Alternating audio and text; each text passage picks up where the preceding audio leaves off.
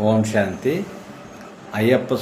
బుధవారం అంటే అయ్యప్ప స్వామి భక్తులకి ఆయన పుట్టినరోజు సందర్భంగా నేను ఒక్కొక్క రోజు ఒక్కొక్కటి. వినాయకుడు ఉన్నారు, ఆయనకి కూడా మన దేవుళ్ళందరూ అడ్జస్ట్మెంట్ అయ్యారన్నమాట. అంటే మంగళవారం ఆంజనేయ స్వామికి వచ్చి చెప్పాం కదా, సుబ్రహ్మణ్య స్వామి కూడా ఉంటారు.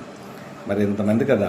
అయితే ఇక్కడ అయ్యప్ప స్వామి అన్నాను. మొట్టమొదటి ఏంటంటే అయ్యప్ప స్వామి అన్ని బోర్డు కథలు అన్ని రకంగా చెప్పుకొచ్చారు. ఇక్కడ స్వామి అని ఎక్కువ మనం సంబోధిస్తాం. మనం కూడా 3 సార్లు మాల వేసాం. 91లో ఆ టైంలో 92 వేసాం మాల. అయితే స్వామి అంటారు. అసలు స్వామి అంటే ఏమి, దాని అర్థమేమి? సో స్వామి అని మనం పిలుచుకుంటాం. అప్పుడు భార్య కూడా అన్నారు, భర్తలను ఆ రోజుల్లో స్వామి అని పిలిచారు. అంటే మన అందరినీ స్వామి అని అంటాం. ఎక్కడ భవానీ మాల వేసినా భవానీ అని అంటాం.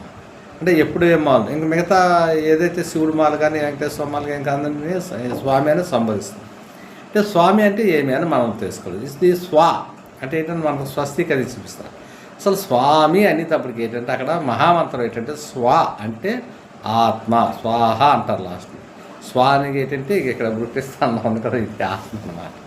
మనం నివసించే స్థానం. డ్రైవర్ ముందు ఉంటాడు కదా, ఈ కళ్ళు ద్వారా చూసేది ఆత్మ, నోటి ద్వారా మాట్లాడేది ఆత్మ, చెవుల ద్వారా వినేది ఆత్మ, శ్వాస తీసుకునేది ఆత్మ. ఇంకా శ్వాస అంటే ప్రతిదీ మాట.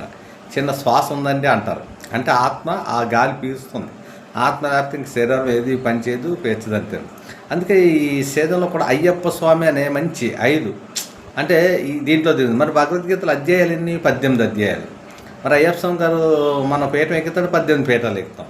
ఈ 18 తీసిన తర్వాత భగవద్గీతలు ఎప్పుడైతే 18 అధ్యాయాలు పూర్తి అయిపోయో ఇంకా అతను చెప్పేశాడు ఎక్సలెంట్. ఆది మధ్య అంతర్జ్ఞానం చెప్పేసి కంప్లీట్గా అతను నిశ్చాంతగా అయిపోయాడు అన్నమాట.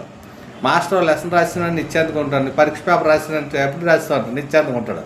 అన్నీ రాస్తాను కదా, మీరే చూసుకోవాలంటాడు. స్టూడెంట్స్ మాస్టర్ అని మొత్తం లెసన్ అంతా రాసేస్తాడు. రాసేసి టక్మర్ అయిపోయినట్టు నోట్ చేసుకుని పిల్లలు స్టూడెంట్స్ అని ఈయన ఏం చేస్తాడు, అప్పటి వరకు నిలబడి తర్వాత కూర్చున్నాడు అన్నమాట. సో అంతే కదా, అలాగనమాట. అలాగే ఏంటంటే ఈయన కూడా రథాన్ని నడిపినప్పుడు మొత్తం ఎక్స్ప్లెయిన్ అంతా చేసినప్పుడు నిలబడి అంతా చేపించిన తర్వాత రథంలో కొంచెం కూర్చున్నాడు ఇద్దరు. అంటే అప్పుడు రథాన్ని నడిపారన్నమాట. సో ఇక్కడ ఏంటంటే అందుకే ఈ స్వామి అంటే ఏంటంటే ముందు నేను ఎవరిని ఆత్మని ముందు మొట్టమొదటి మనం తెలుసుకోవాలి. అది పరమాత్మ చెప్తున్నాడు. ఎక్సలెంట్ మెసేజ్ అన్నమాట. అంటే మనం మర్చిపోయి దేహం అనుకునే ఈ గొడవలు, కులమత భేదాలు, గొడవలు, కొట్లాట్లు రకరకాలే అనమాట. ఆత్మబ్బానే ఉండదు, ఆత్మీయత ఉండదు, ఇవన్నీ కోల్పోతుంటామన్నమాట. అంటే పరమాత్ముడు వచ్చి ఆత్మీయ స్థితిని సెట్ చేస్తున్నారు. అందుకే ఇప్పుడు మనకి ఎక్కువ ఈ కార్తీక మాసంలో స్వామియే శరణవైప అంటున్నాం. అంటే ఆ పరమాత్మ మమ్మల్ని రక్షించు, పరమాత్మ మనం రక్షించు అని మనం పిలుస్తున్నాం. ఎవరు పిలుస్తుంది? ఆత్మ పిలుస్తుంది అన్నమాట. అందుకే ఈయన 18 మాటలు ఎక్కేశాక ఆయన కూర్చుని పోయాడు. అలాగా కూర్చోవడం చూసాం కదా, మళ్ళీ బంధన అన్నమాట. అంటే మన అందరం కూడా ఒక దాంట్లో బంధింపబడిపోయాం.